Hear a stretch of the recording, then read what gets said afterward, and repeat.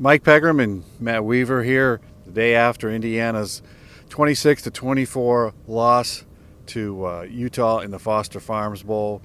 Matt, we're out here in front of Levi Stadium, and it was a loss, but it was a terrific game and a fun atmosphere.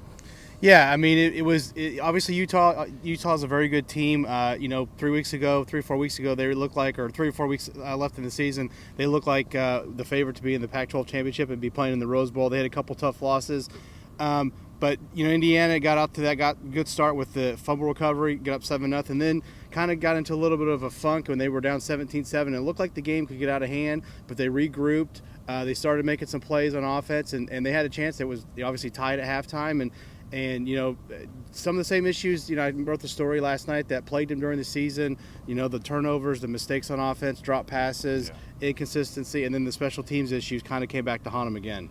Yeah, and I think Utah was a better team, number 19 in the country. All their losses this year were by a touchdown or less.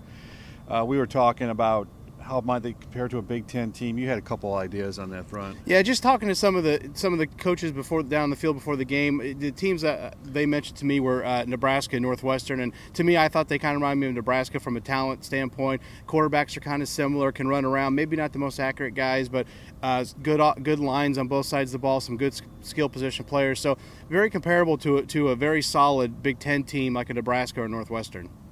And one of the best defensive lines in the country, which was, an issue. It wasn't the Hunter Dimick that they got to the quarterback for Utah. It was Pita. I'm not even going to try the last name.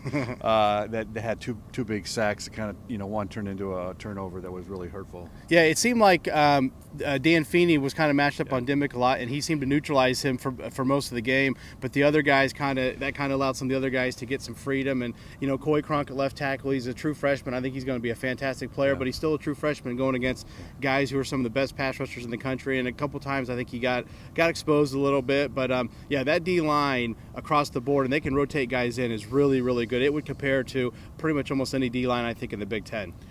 Which stood out to me, I think you wrote about how some of the same mistakes cost Indiana this game as it did during the season, and was quite reflective of last year's bowl game against Duke. Obviously a field goal cost them there, and a field goal cost them here, though this one came with a few minutes left.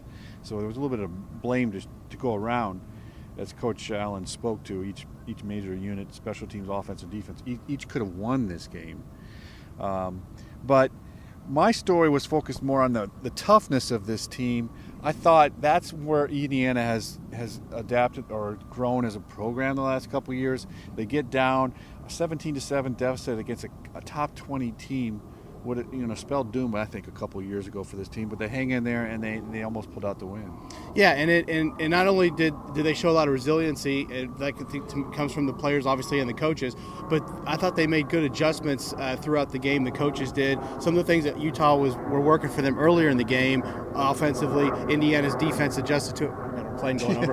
But Indiana's defense adjusted to it, and they kind of took that away. I think in the second half defensively, I think Indiana started to get a little tired. I think they wore down.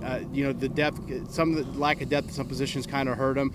But they fought hard. They had a chance, like you said. All three phases could have done something to win the game. They 17-7. I honestly thought that this game might have got out of hand when it got to 17-7, and they battled back and they tied it up, and they had a legit shot to win it against a quality team in Utah. We talked about the keys to win. With number one was Richard Lago playing well, and he showed some, he made some big plays in the fourth quarter, but there was some issues. 14 for 39 on passing. That's not going to win you a game against a high caliber opponent. What did you see from his decisions last night? Well, I saw some of the things that we saw a lot when he had poor games during the season, and that was staring down receivers. Maybe late on throws to where it allows the DB to be able to make a play on it. Making a poor choice throwing into double coverage. I think it was to Ricky Jones on the interception when Indiana looked like they were driving the ball. They got to midfield and he tried to force one in there when really I didn't think you needed to make that throw at that time. The sack where he fumbled at the 15. It seemed like his awareness wasn't as good where he didn't feel the guy coming. I thought he had enough time on that play to maybe throw the ball, but he kind of held on to it a little bit long. So things that can be fixed The other thing, when we mentioned it last night, is as for a 6'6" quarterback, he has a lot of balls tipped, a lot of balls batted down, and I think some of it is because he kind of has that funky, almost sidearm, three-quarter arm throwing motion, kind of a la Phillip Rivers, at San Diego. But he has a lot of balls tipped for a guy who's as tall as he is. So I don't know how much you can overhaul his throwing motion. Maybe you can tweak it a little bit, but there's something you can work there with Richard Lego. But they're going to have to clean it up because it's hard to win at Indiana when you're not as talented as a lot of the teams you play when you're turning the ball over that much. And he has a tendency to stare down receivers, and you can see where he's going, which I think enables the defense to time their reaching up and tip that ball. And to me, it happens a lot when they get down inside the 10-yard line, and they call a play, and you can tell where he wants to go with the ball. I mean, as soon as the ball snapped, he was looking at a guy last night. I think it was Ricky Jones on a couple times down when they got down inside the 10-yard line, and he needs to get a little bit better at kind of maybe looking guys off, trying to look the safety off, and looking one way, maybe going back to the other side, because that's where you can get guys open. It's stuff that you can work on. He's got a lot of talent. He's as talented as any quarterback they've had in the last several years.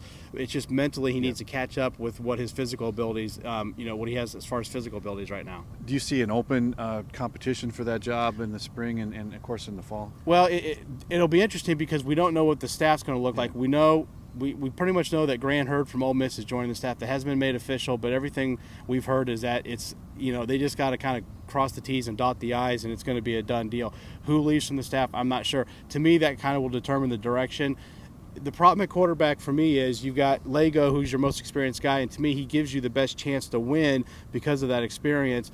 But he has the mistakes and kind of the issues. You have Austin King and really, to me, Peyton Ramsey are the guys that you would kind of look towards for the future. But neither one's taken a snap in a college football game. So it's a real big unknown with those two. So, I mean, to me, I think he goes into spring as a starter, but I don't think it'll be written in ink. I think it'll be written in pencil. And if one of those guys, especially if you have a new quarterback coach or a new offensive coordinator, I think there's a chance that there should be competition. I mean, that's the best way to bring out the best in players. So I think he's the favorite, but I wouldn't say it's a slam dunk. Okay. Looks like we got one coming straight overhead. We're near the San Jose airport here. Give us a second, but we'll keep going. And we're also battling these squinty. You're also seeing our squinty eyes because the sun is hitting us right here. But the other thing is, I talked about this with Coach Allen on Monday.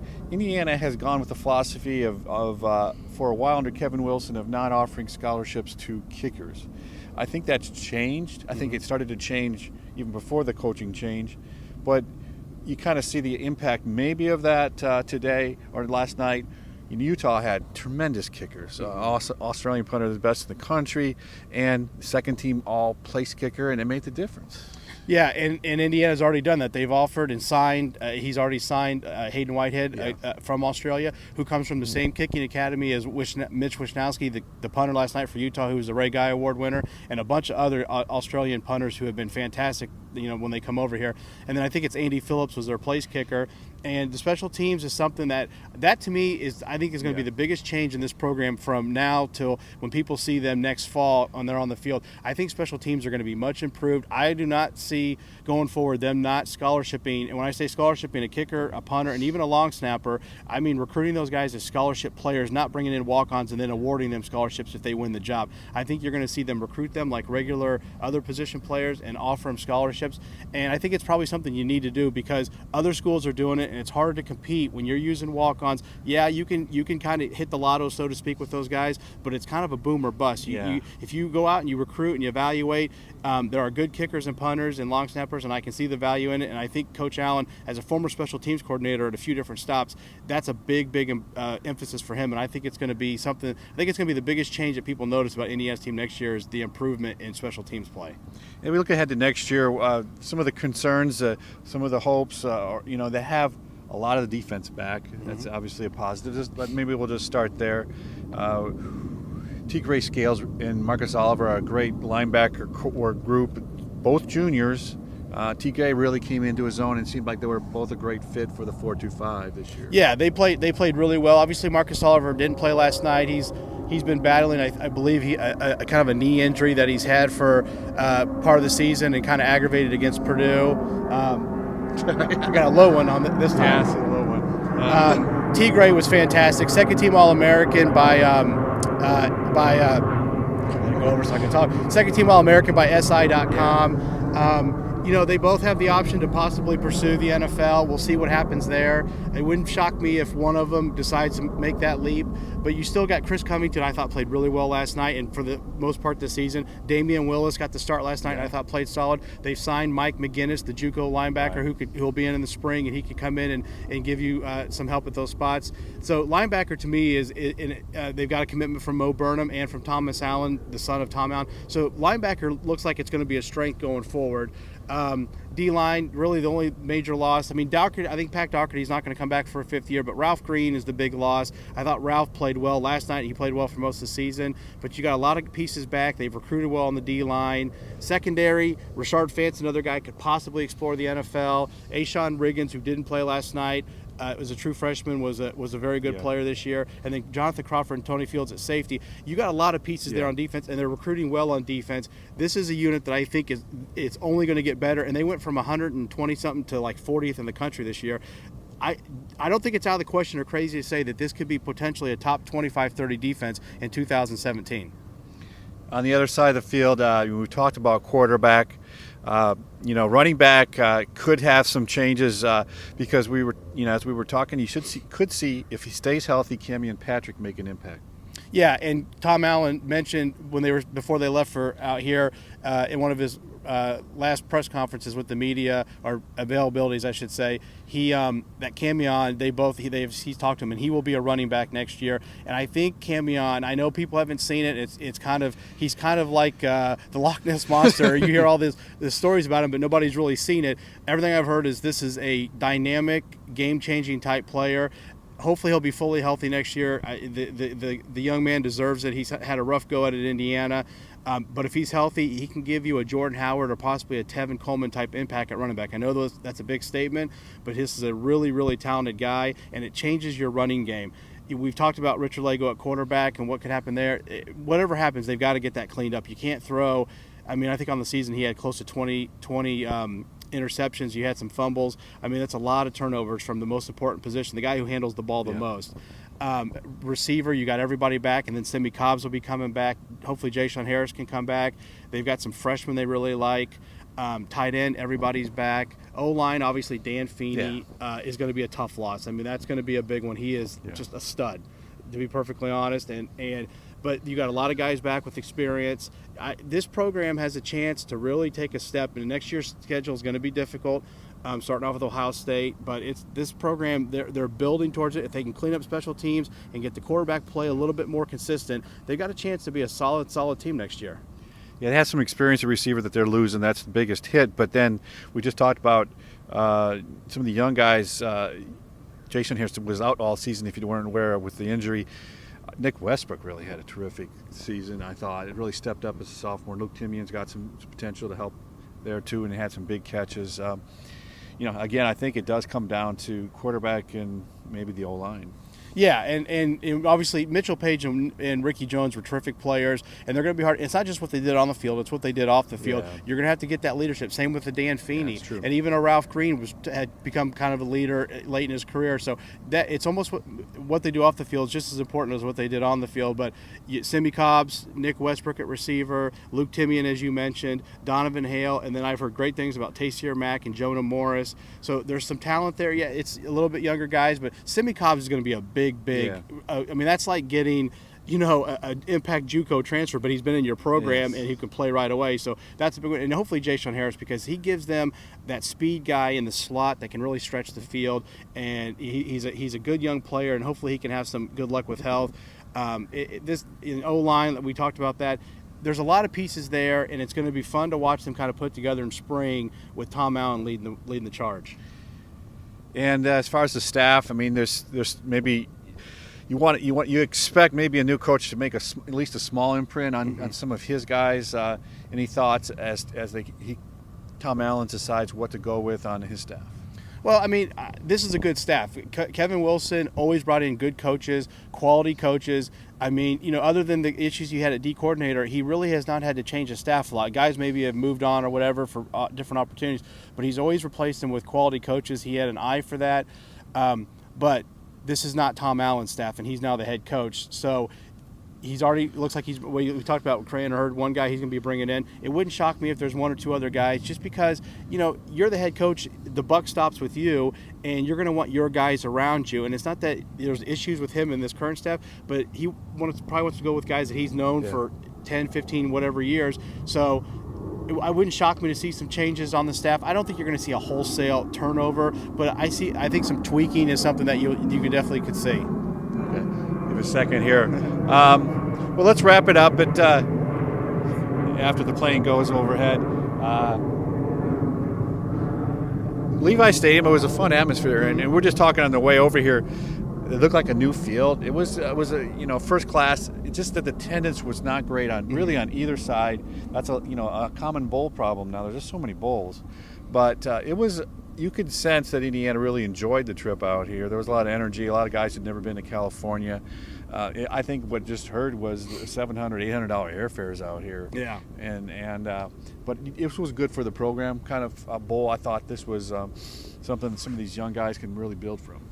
Yeah, and the other thing is, you remember, basically every bowl game is on ESPN. This is the only bowl game, I think, that is not an ESPN game. It was on Fox Sports, and you had Dave Wannstedt and Matt Leinart and Robert Smith down on the sideline, and then I think Joe Klatt was the guy that did the game, and I may be wrong on that as the color guy. But you had some star power, and they were down on the field, and that's good for Indiana. That's exposure for this program. I talked to some people in the program, and they said they had a great time out here. Got to see Alcatraz, got to feed the less fortunate on Christmas Day at the soup kitchen down in San Francisco.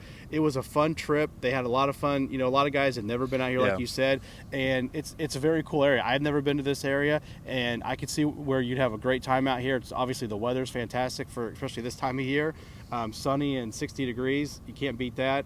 But I think overall it was a great trip. Obviously, you want to win the game, and they had their chances. But I think everything with the program, there's a lot of positive energy, and I think there's a lot to be optimistic about. And one of the things we noticed was a plethora of former Hoosiers. Just talk about some of the guys you ran into on the field this week. Well, our hotel was right over there. So before we went over, we were watching the Pinstripe Bowl over in the hotel bar, just kind of sitting there and watching that. And Chris Dielman, who is a great Hoosier, fantastic NFL player, played in Pro Bowls for the Chargers, was down there. And Matt Ganassi, who was a JUCO transfer back under Cam Cameron. I knew him a little bit, and then down on the field after the game, I ran to Antoine. Antoine was a friend of mine when I was a manager. I was lucky enough to be with the program when he played. Cam Cameron was down there. I talked to Adewale Agunle, another fantastic, great Hoosier player, great NFL player.